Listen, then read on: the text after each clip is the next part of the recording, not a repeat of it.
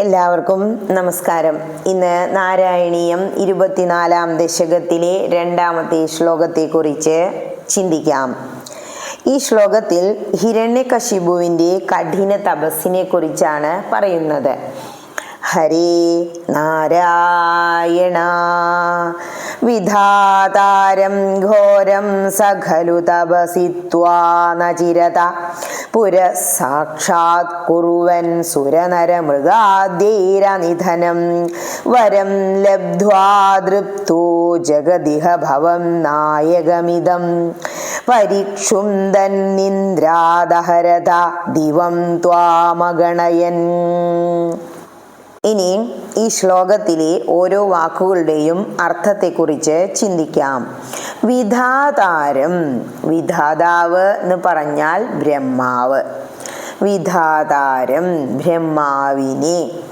ഘോരം സഖലു തപസിത്വാ, ഘോരം ഘോരമായ, സഖലു അവനാകട്ടെ, തപസിത്വാ തപസ് ചെയ്തിട്ട്, നചിരത താമസിയാതെ, പുരഃസാക്ഷാത് കുറുവൻ മുമ്പിൽ പ്രത്യക്ഷപ്പെടുത്തി, സുരനരമൃഗാദ്യൈ ദേവന്മാർ, മനുഷ്യന്മാർ, മൃഗങ്ങൾ എന്നിവയാൽ, അനിധനം വധിക്കപ്പെടുകയില്ല എന്ന, വരം ലബ്ധ്വാ വരം നേടിയിട്ട്, തൃപ്തോ അഹങ്കരിച്ചിട്ട്, ജഗദിഹ ഭവം നായകം അങ്ങ് നായകനായ ഈ ലോകത്തെ, പരിക്ഷുംദൻ തകർത്തുകൊണ്ട് അല്ലെങ്കിൽ ഈ ലോകത്തെ നശിപ്പിച്ചുകൊണ്ട്, ഇന്ദ്രാത്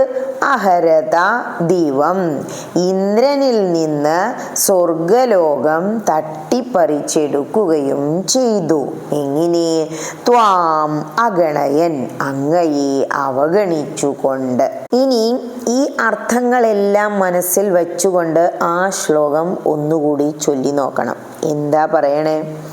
പ്രതിജ്ഞാ നിർവഹണത്തിനു വേണ്ടി അവൻ താമസിയാതെ തപസ്സു ചെയ്യുകയും, ആര്? ഹിരണ്യകശിപു ബ്രഹ്മാവിനെ പ്രത്യക്ഷനാക്കുകയും ചെയ്തു.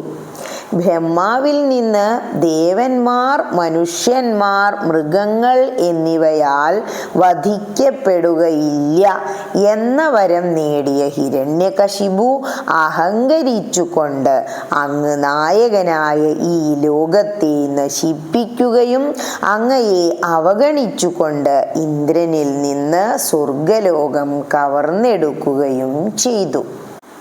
ഭട്ടേരിപ്പാട് സംസ്കൃതത്തിൽ അഗ്രഗണ്യനായിരുന്നു.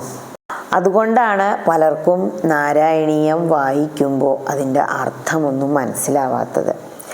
അതുകൊണ്ടാണ് ഇതിൽ പദാനുപദ അർത്ഥം പറഞ്ഞതിനു ശേഷം ആ ശ്ലോകം ഒന്നുകൂടി ചൊല്ലി നോക്കണം എന്ന് പറയുന്നത്. കാരണം ആ അർത്ഥങ്ങൾ, ആ പദം മുറിക്കുന്ന കാര്യം മനസ്സിൽ വച്ചുകൊണ്ട് അതങ്ങനെ ചൊല്ലിപ്പോകുമ്പോൾ അതിന് വേറൊരു സുഖ. അത് കഴിഞ്ഞ് ആ അർത്ഥങ്ങളെല്ലാം കൂട്ടിച്ചേർത്ത് ഒരു വാചകമായി, ഒരു കഥയായി, തത്വമായി ലഭിക്കുമ്പോൾ ആ വായന പൂർണ്ണമാവുന്നു. ഹരേ കൃഷ്ണ.